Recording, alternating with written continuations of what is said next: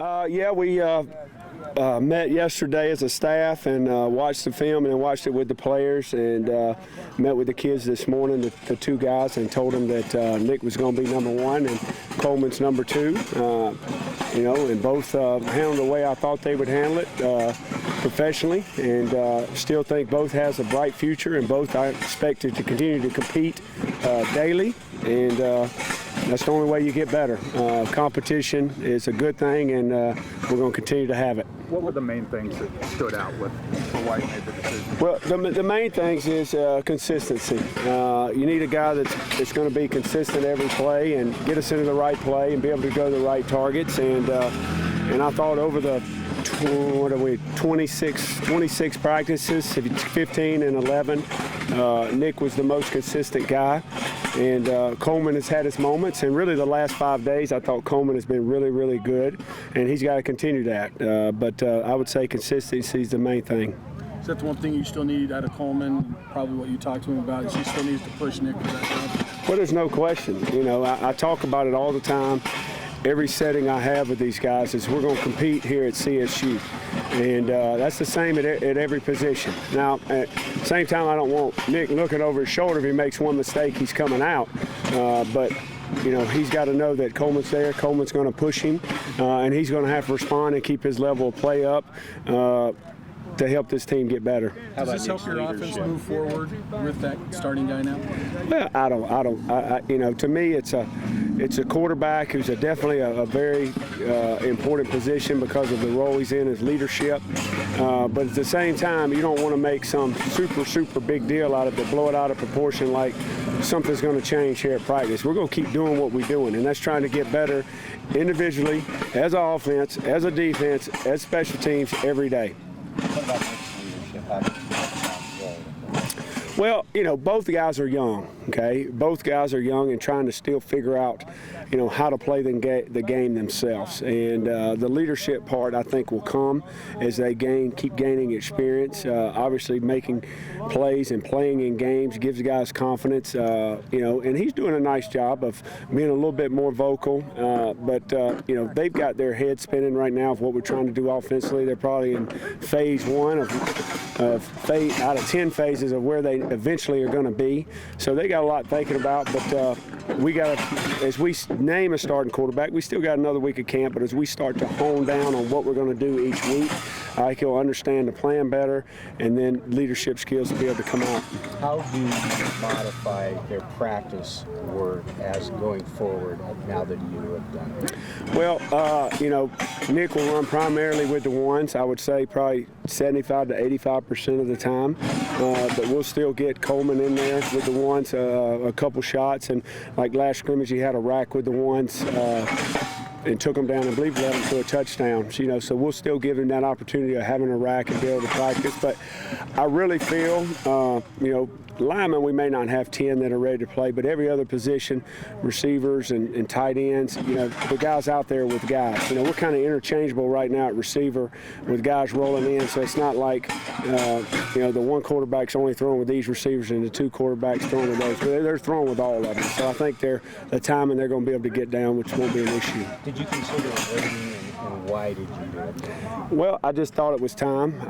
In my mind, I knew that Nick was going to be the starter, and I wanted to go ahead and name it. And then there's a process of now knowing you're the guy. Now, how are you going to handle that? How are you going to handle it every day? And it's a process of knowing I'm number two. Okay, now I got to wrap my brain around that.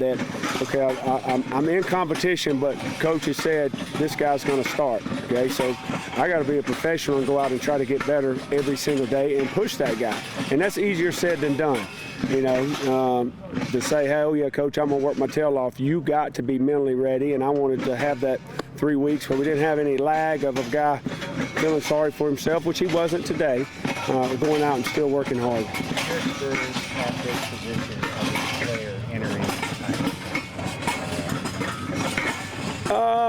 a little bit, because I think a guy needs to know where he's at. And I said it all along, I didn't want to anoint anybody without having them have pressure put upon them. And y'all been out here, and Nick's run primarily with the ones, and Coleman's getting a little bit. But I still wanted that pressure of the last 3 or 4 days of Coleman's getting a rack with the ones. Coleman took him down and scored. Okay, how's he going to respond? Is he going to try to do something outside of his character, or is he going to play within the system? And he passed the test and responded very well in the scrimmage and kept executing offensively, which made me feel good to go ahead and make the nod. What else stood out to you about that scrimmage on tape? I thought, if you look at that scrimmage as a whole, I thought we did a very good job of executing and playing fast. We did not force a ball at the quarterback position, and a lot of times you might have no picks or no interceptions, but there were several that could have been picked.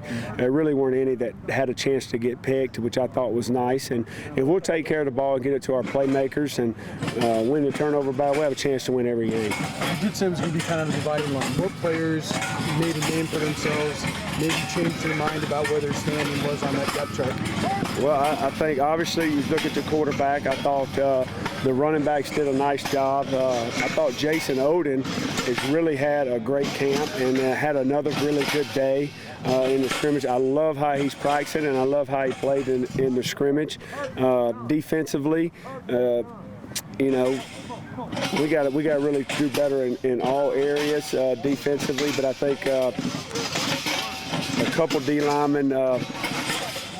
Number 9, Martavius, is showing up and trying to be a little more consistent with Coach Logo wants. Josh Watson is going to be given a little bit more opportunities with Corey's a little bit banged up, and then still trying to get Corey at the defensive end spot. In the secondary, we got to give a few more looks to Marcus Wilson and Shun Johnson. Didn't get enough reps in my mind. We got to make sure by next scrimmage that we get them evaluated properly. But overall, there wasn't any major changes of guy dropping down. It's pretty much where we think we got him. We got him in the right spots. But there were a couple guys that we need to see more of. Marcus is an example. Shun's an example. Offensively, BC Johnson. Even though I feel pretty good at receiver, I want to get him more opportunities, more reps. And if he's even though he's young, he's shown the ability when he's in there to make plays. We got to get him ready to play. How does BC really stand out when you have such a deep core wide receiver? Because every time he's in there, he's productive. That's the bottom line. A guy can grade 90% defensively and is not productive. He's making a play 1 out of 25 snaps. He's doing his job, but he's not making plays. Same thing offensively.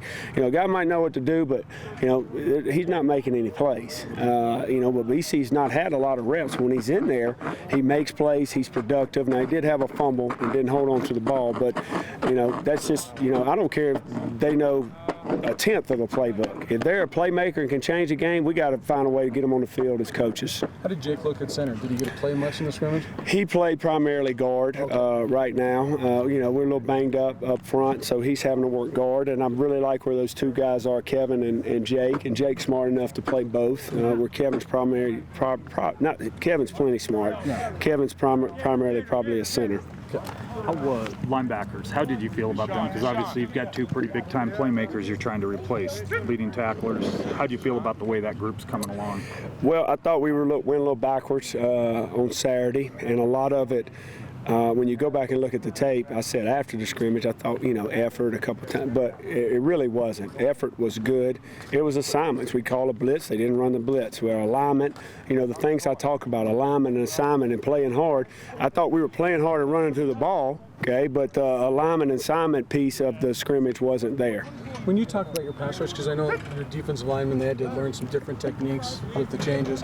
Is that still part of the process of them maybe not being as productive in that area as you want them to? Well, I think so. I think we're moving those guys and trying to create angles for them and edges, and we're getting the edges, but we're not taking the edges and going to make the play, especially up front. We'll have a stun on and be in the gap, and then we won't go make the play. So probably a little bit more comfortable of saying, all right, I got to go make the play, where before it was basically holding guys off to not let them get to the second level. We're trying to create angles. You get on the edges of the offensive line, you got a chance to create havoc. And we're getting on edges, but we're not finishing the play. Yep.